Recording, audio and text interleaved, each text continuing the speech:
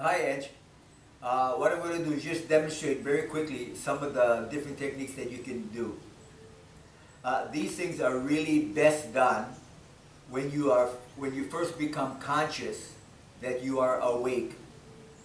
So in the morning, when you just wake up and you realize where you are and that you made it through another day, these are some of the physical things you can do in bed to help your body to prepare for an active day. So I'll just do, and you're familiar with some of them, so I'll just go through it quickly. When you're lying down in your position, what you do in the morning is, I start with all the joints. So the wrist rotation, again, you can do 10 in opposite direction. Same thing with the elbow. You can do your elbow rotation, and this is called isolate and control. So you're isolating only that part of the body, only that joint that you want to do. Again, maybe 10. Now with the shoulders, because you cannot go backward, just lift up and go forward. And again, you can do both sides and back. With the head and neck, you can keep your head up straight and just turn it to the side. Just alternate, again, about 10 repetitions each. This one, again, you can go up and stretch up and bring it all the way down. Lift your head off. Stretch up, maximum, and then pull down.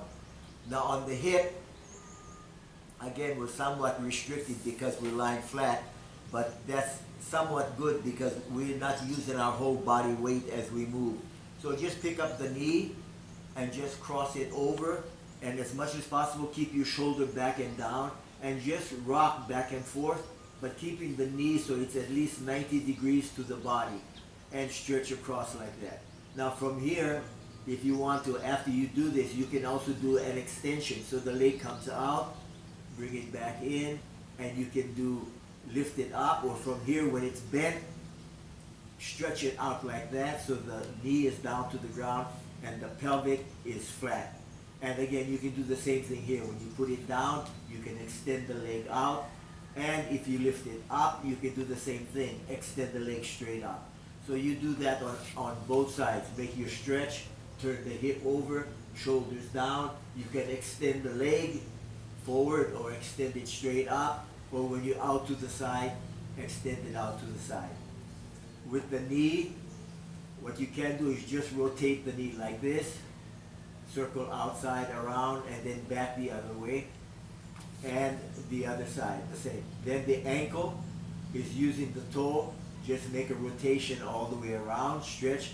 Now everything on the rotation is try to get the maximum range of motion that you can do with it. So really stretch all the way instead of just like that.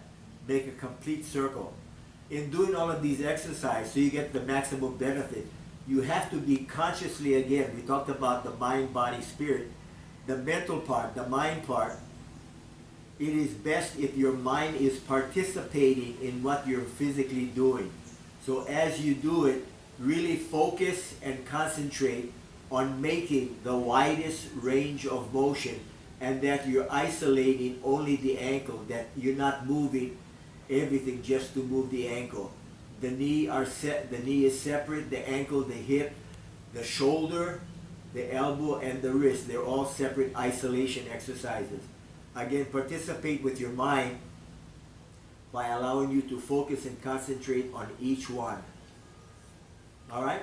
Now I'll do another one for you in the second breathing exercise.